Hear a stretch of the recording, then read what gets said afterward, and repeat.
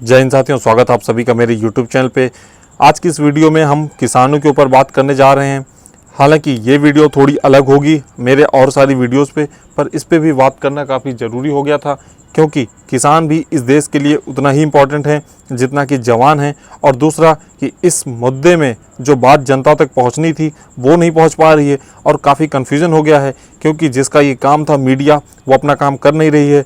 तो अगर आप इन सभी बिल्स की जो अभी पास हुए हैं इनके सपोर्ट में हैं या आप इसके विरोध में हैं, आपका चाहे जो भी नैरेटिव हो या आपका ओपिनियन हो, आप इस वीडियो को पूरा देखिएगा। उसके बाद ही इसके ऊपर विचार कीजिएगा और फिर आपका जो सुझाव होगा वो आप कमेंट बॉक्स में ज़रूर लिखिएगा। तो सबसे पहले वीडियो शुरू करते हैं, तो जान लेते हैं कि कौन कौन से बिल पास हुए हैं। तो ये 3 बिल हैं जिन्हें फार्म बिल्स 2020 कहा गया है। इन सभी के ये तीनों नाम हैं। अगर आप इनको लिखना चाहते हैं, नोट करना चाहते हैं, तो आप स्क्रीनशॉट ले लीजिए। मैं इन्हें डिटेल में बताऊंगा, क्योंकि इनके जो नाम्स हैं, जैसे the farmers produce trade and commerce promotion and facilitation bill, इससे ज़्यादा आपको समझ में आएगा नहीं। और मैं ये वीडियो काफ़ी आसान भाषा में बनाना चाहता हूँ, काफ़ी आसानी से, जिसे अगर कोई व्यक्ति जिसे इस मामले में शून्य भी पता हो तो भी उसे ये वीडियो समझ में आए, उसे मामला पूरा समझ में आए। तो 24 सितंबर को इन सभी बिल्स पे प्रेसिडेंट साहब जो हैं हमारे, उन्होंने साइन कर दिया और अब ये सभी बिल्स एक्ट बन चुके हैं। मतलब कि होता क्या है, कोई भी पहले जो बिल होता है वो पहले संसद में पारित किया जाता है। उसको पारित करने के बाद जब हमारे राष्ट्रपति साहब के उस पर हस्ताक्षर हो जाते हैं, तो वो सभी जो विधेयक होते हैं वो अपने आप ही कानून की शक्ल ले लेते हैं। तो अब ये सारी बिल जो हैं वो लोग कानून की शक्ल ले चुके हैं। अब एक एक करके समझिए। पहला बिल जो है, पहला बिल जिस आपने नोट किया होगा, उसको आसान भाषा में सरकार ये कहना चाहती है उस बिल में कि इस कानून के लागू हो जाने के बाद जो कृषि उत्पाद होगा किसान का, मतलब जो किसान की अपनी उपज होगी, उसके पास पूरी आज़ादी होगी कि वो कहीं भी जाके देश में किसी भी जगह जाके अपने अनाज को बेच सकेगा, अपनी उपज को मार्केट में बेच सकेगा। मतलब कि ये पूरा देश एक कृषि मार्केट बन जाएगा। किसी की अपनी कोई बंदिश नहीं रहेगी और जो खरीदार होंगे वो भी कहीं भी जाके किसी भी किसान से निजी तौर पे उपज या जो उन्हें अनाज चाहिए वो उसे खरीद सकते हैं। अब इस मामले पे किसान का क्या पक्ष है? किसान ये कहना चाहते हैं कि जब किसानों के उत्पाद की खरीद मंडी में नहीं होगी तो सरकार इस बात को रेगुलेट नहीं कर पाएगी कि किसानों को एमएसपी मिल रहा है कि नहीं। अब इसमें पहला जो शब्द आता है वो आता है मंडी। जी हाँ, किसानों का कहना यह है कि जब आप अभी तक जो खरीदारी होती थी वो मंडियों में होती है, या इन्हें जिसे हम इंग्लिश में एपीएमसी कहते हैं, आसान भाषा में हम इन्हें मंडी कहते हैं। तो किसान का कहना यह है कि जब ये खरीदारी निजी तौर पे होने लगेगी या बाहर होने लगेगी तो एमएसपी कैसे रेगुलेट होगा, ये कैसे डिसाइड होगा कि किसानों को जो न्यूनतम समर्थन मूल्य एमएसपी होता है, मिनिमम सपोर्ट प्राइस, या हिंदी में आप ये न्यूनतम समर्थन मूल्य कहते हैं। इसका मतलब होता है कि एक फसल पे सरकार प्री डिसाइड एक रेट रखती है कि हाँ इतना उसको इस अनाज के ऊपर या इस उपज के ऊपर इतना पैसा उसे मिलना ही चाहिए प्रति क्विंटल। तो ये गारंटी फिर किसान को कैसे मिलेगी अगर ये मंडी के बाहर काम होने लगेगा। इस वजह से किसानों की मांग है कि उन्हें एक न्यूनतम समर्थन मूल्य दी जाए। मतलब कि जो अब ये बाहर मंडी के बाहर जो बिक्री होने वाली है या जो प्राइवेट कंपनियां इसे खरीदेंगी उनके ऊपर भी ये एमएसपी लागू होना चाहिए। ऐसा ना हो कि हमारे साथ कल को शोषण होने लगे और हमारा काफ़ी ज़्यादा नुकसान हो जाएगा। दूसरा बिल है, दूसरे बिल में सरकार ये कहना चाहती है कि सरकार ने इजाज़त दे दी है कि अब किसान अब कॉन्ट्रैक्ट फार्मिंग कर सकते हैं। मतलब कि ये कि फसल के कटने से पहले, पैदा करने से पहले ही किसान निजी जो वेंडर्स होंगे या कंपनीज होंगे या जो खरीदार होंगे उनके साथ कॉन्ट्रैक्ट कर लेंगे। इससे होगा क्या कि जो किसान की फसल होगी उसका उन्हें पहले ही दाम तय कर दिया जाएगा, और जो निजी कंपनियां होंगी वो किसानों को पहले ही उनकी जो फसल होगी उसका दाम तय कर देंगी। इससे होगा क्या कि मान लेते हैं अगर किसान की पैदावार ज़्यादा हो जाती है और उसके बाद किसान क्या होता है कि अगर पैदावार किसी फसल की बहुत ज़्यादा हो जाती है तो उसका दाम अपने आप घट जाता है। लेकिन चूंकि कॉन्ट्रैक्ट फार्मिंग होगी, पहले ही किसान को तय हो जाएगा, तो इससे किसानों को फ़ायदा होगा। उन्हें उतनी ही रकम मिलेगी जितनी उन्हें पहले डिसाइड की गई थी। तो इससे किसानों की आय सुधरेगी और खेती में जोखिम कम होगा। अब इस पे किसान का क्या कहना है? किसान का कहना ये है कि इससे तो हम अपने ही खेत में मजदूर बन के रह जाएंगे। हम पूरी तरीके से जो प्राइवेट इंडस्ट्रीज़ हैं या प्राइवेट कॉरपोरेशन हैं उनके अधीन आ जाएंगे, वो अपने हिसाब से हमें काम कराएंगे। दूसरा, ये मॉडल पश्चिम देशों में जो वेस्टर्न कंट्रीज़ हैं वहाँ पे भी सफल नहीं हुआ है, तो ये हमारे यहाँ कैसे सफल होगा, जहाँ पे किसान पहले ही इतनी मुसीबत में है, काफ़ी कर्ज में है, काफ़ी प्रॉब्लम में है।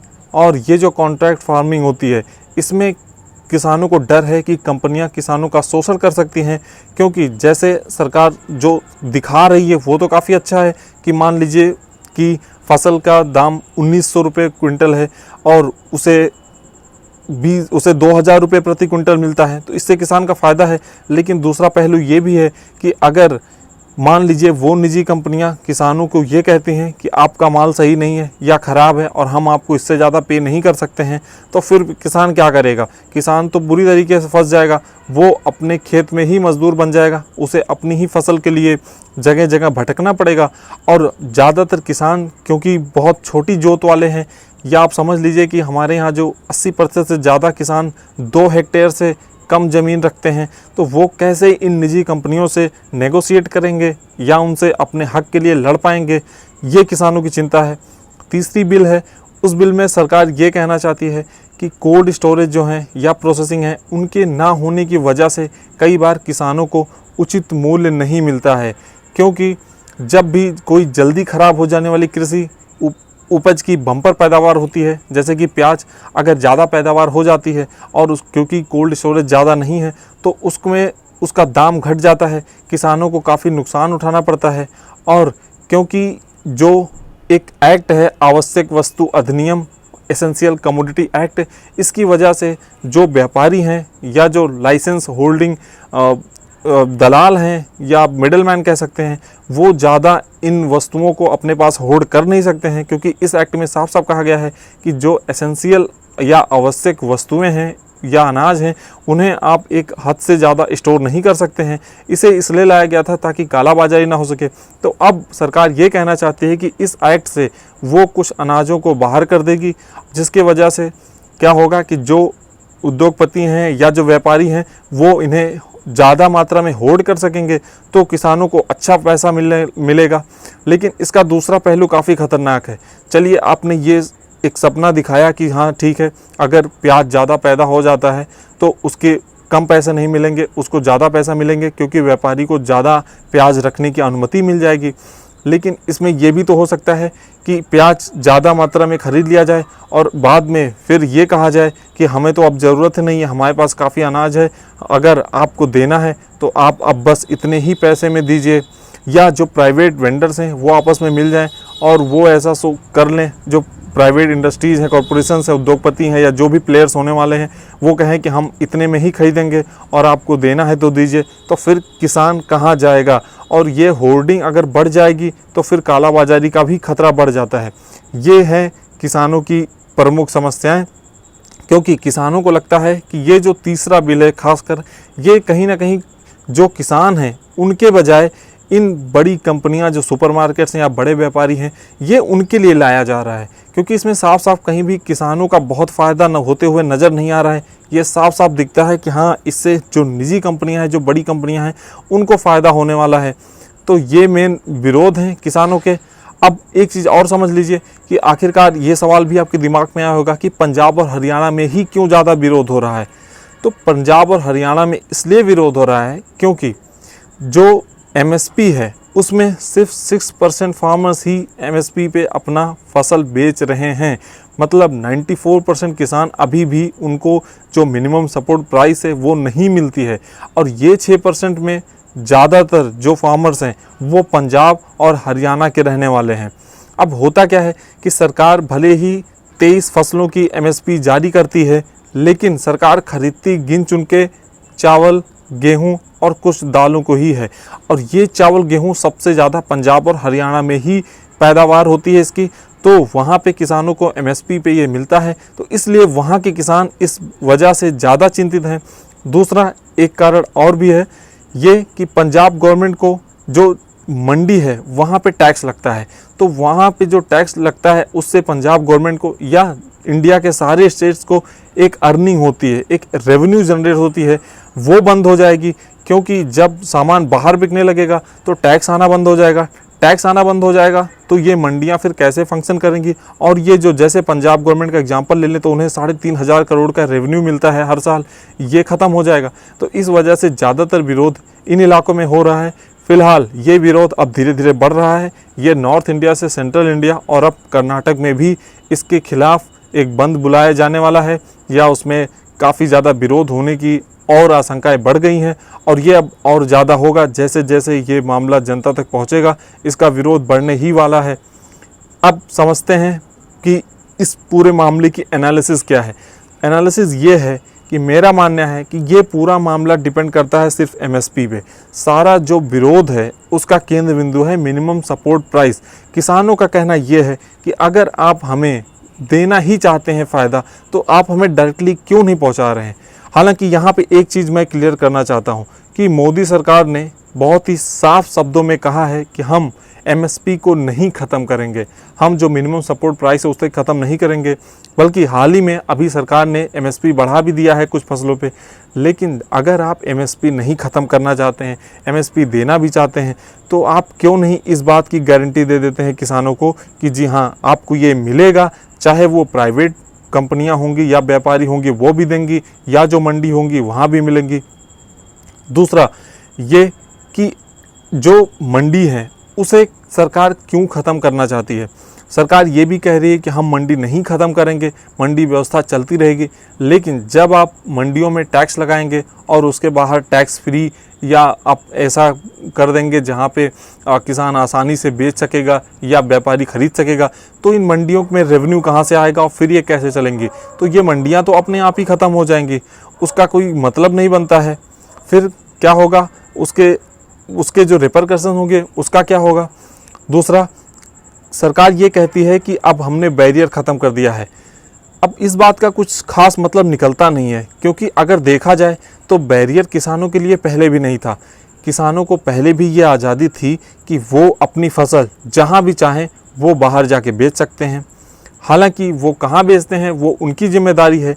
अगर देखा जाए तो बैरियर किसके लिए ख़त्म हुआ है, बैरियर ख़त्म हुआ है इन बड़े व्यापारियों के लिए या निजी कंपनियों के लिए, जो पहले सिर्फ मंडी में ही खरीद सकती थी, वो अब किसी भी जगह किसान से डायरेक्ट मिल के ख़रीद सकती हैं।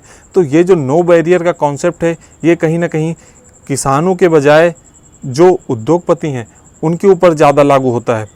तीसरा, मेरा कहना यह है कि सरकार चाहती है कि मिडल मैन बीच से ख़त्म हो जाए। मतलब जो लोग मंडियों में बैठे हैं, जिनके पास लाइसेंस है, वो किसानों से लेते हैं, फिर उसका पैसा जो बढ़ता है वो फिर किसी और के पास जाता है। तो इसमें काफ़ी नुकसान होता है, किसानों को अच्छा रकम नहीं मिलता है।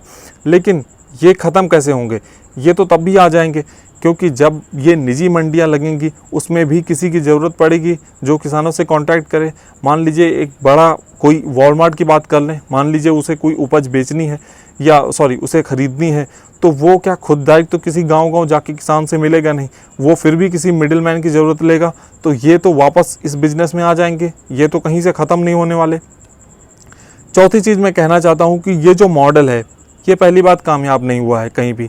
इसे सबसे पहले जो हमारे वेस्टर्न कंट्रीज़ हैं, यूरोप हुआ और अमेरिका में भी लागू किया गया है, वहाँ पे ये कतई कामयाब नहीं हुआ है। अभी भी वहाँ किसानों को सब्सिडी देनी पड़ती है इसी वजह से, क्योंकि वहाँ किसानों को घाटा हो रहा है इस वजह से। तो कहीं से भी ये मुझे कुछ कामयाब होता नज़र नहीं आ रहा है। हालांकि इसमें जो सपने दिखाए गए हैं या जो सामने से ये बिल नज़र आता है उससे साफ साफ लगता है कि किसानों को बहुत फ़ायदा होने वाला है, या उनकी आय सुधर जाएगी, उनकी ज़िंदगी बदल जाएगी।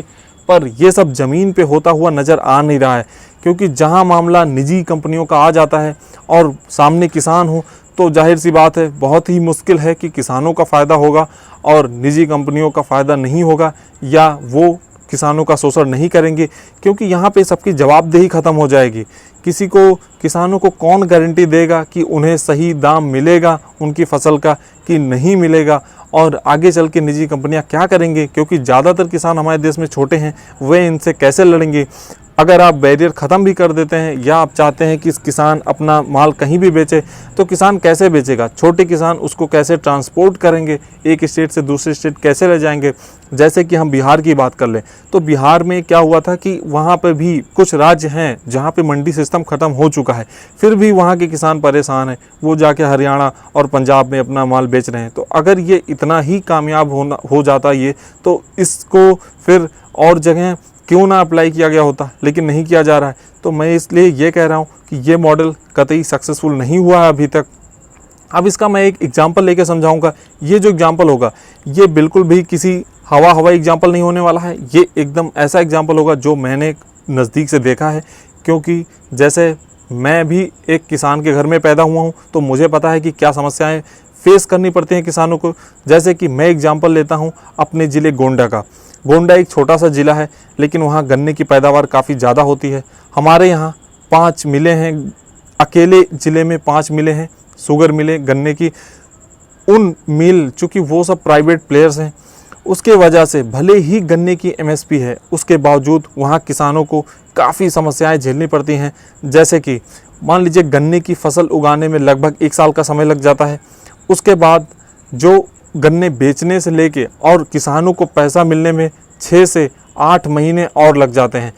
टोटल एक फसल के लिए किसानों को पूरा 2 साल इंतज़ार करना पड़ता है, और इसके लिए कोई जवाबदेही भी नहीं है। किसान किसी से कोई शिकायत भी नहीं कर पाते हैं। किसान इसके लिए किसी से कोई शिकायत ना कर पाते हैं, उसके लड़ाई नहीं कर सकते हैं, या इसमें किसी भी प्रकार की कोई जवाबदेही नहीं है। वो पूरी तरीके से उन्हीं निजी शुगर मिलों पे डिपेंड रहते हैं, उनके ऊपर मजबूर रहते हैं। और 2 साल में जब उन्हें पैसा मिलता है, तब तक उनके ऊपर काफ़ी ज़्यादा कर्ज बढ़ चुका होता है, और उन्हें इस वजह से काफ़ी प्रॉब्लम फेस करनी पड़ती है। तो मेरे कहने का मतलब ये है कि अगर आप किसानों की आय या दशा सुधारना चाहते हैं, तो आप प्राइवेट लोगों को क्यों रोल में लाना चाहते हैं? आप ये काम खुद क्यों नहीं कर सकते हैं? क्यों ना आप खुद ही मंडियों के ऊपर काम करिए, उनमें इन्वेस्टमेंट कीजिए। उन्हें ख़त्म करने के बजाय उनको इन्वेस्ट करके किसानों की आय सुधारी जाए, उनकी जो रोजी रोटी है उसे अच्छे से किया जाए। बस मैं ये कहना चाहता हूँ कि निजी प्लेयर्स अगर आ जाते हैं, तो मुझे बिल्कुल नहीं लगता है कि कोई भी गारंटी होगी कि किसानों को उनके हक़ का जो फैसला होगा उनके हक़ का होगा, या उन्हें उनके हक़ में जो उनकी चीज़ें उनको जो आय मिलनी चाहिए या उन्हें जो MSP मिलनी चाहिए वो मिलेगी। तो मेरे हिसाब से मेरा एनालिसिस ये था इस वीडियो पे। ये बिल देखने में काफ़ी खूबसूरत है, काफ़ी अच्छा है, और इससे लगता है कि किसानों की दशा बदल जाएगी, लेकिन ज़मीन पे ये प्रैक्टिकली लागू होना बहुत ही मुश्किल है। मेरे हिसाब से काफ़ी ज़्यादा मुश्किल है। बाकी आगे चल के देखते हैं क्या होता है। उम्मीद करते हैं कि इस एक्ट से काफ़ी फ़र्क पड़ जाए, इस एक्ट से सच में किसानों की दशा सुधर जाए, क्योंकि हमारे यहाँ करीब 40 to 50% लोग सीधे जो खेत हैं या किसानी है उससे प्रभावित हैं। हमारी एग्रीकल्चर इकॉनमी है जिस पे काफ़ी ज़्यादा पॉपुलेशन डिपेंड करती है। तो अगर ये फेल हो जाता है, जैसे कि नोटबंदी हुआ था जिसमें ये कहा गया था कि नोटबंदी के बाद काला धन वापस आ जाएगा, और नहीं हुआ, लेकिन अगर ये फेल हो जाता है तो ये काफ़ी ज़्यादा नुकसान पहुँचा सकता है हमारे किसानों को, हमारे अन्नदाताओं को और हमारे देश को भी। तो ये था इस पूरा वीडियो। तो ये वीडियो देखने के बाद आपको ज़रूर लगा होगा, और मैं ये पूरी गारंटी के साथ कह सकता हूँ कि इस मामले पे मेरे अलावा किसी और ने इतनी क्लैरिटी के साथ अपनी बात नहीं रखी होगी, चाहे वो मीडिया हाउसेज हों या यूट्यूब चैनल्स हों या कोई इंडिपेंडेंट प्लेटफॉर्म हो।